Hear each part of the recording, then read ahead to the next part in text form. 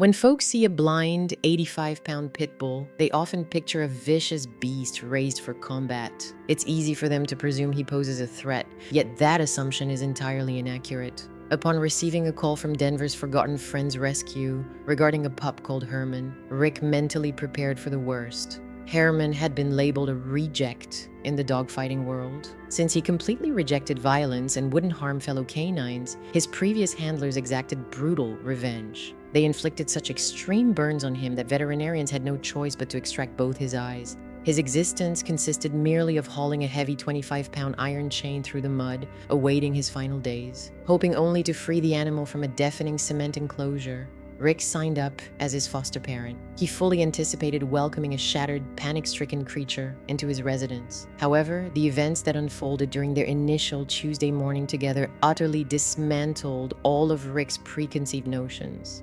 Leaning his back hard against the chilly kitchen cupboards, Rick sat on the ground to observe the canine cautiously exploring his unfamiliar, sightless environment. Tension filled Rick's chest. His knuckles paled as he clenched his coffee cup, anticipating the moment Herman might aggressively lash out or cower away.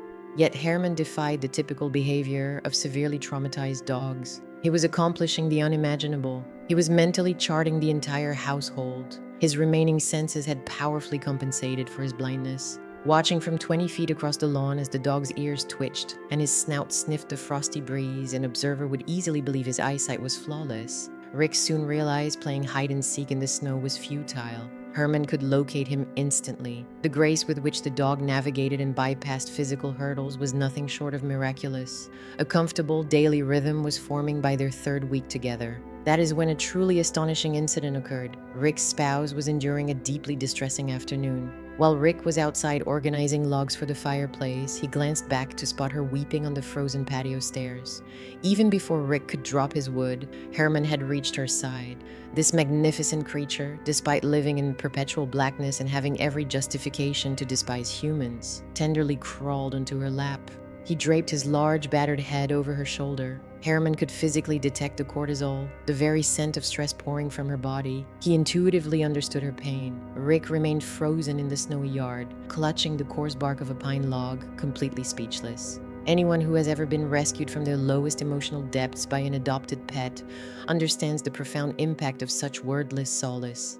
The abuser responsible for Herman's suffering eventually faced a judge and was handed a lengthy jail term. While legal retribution was achieved in court, true vindication was unfolding right inside Rick's home.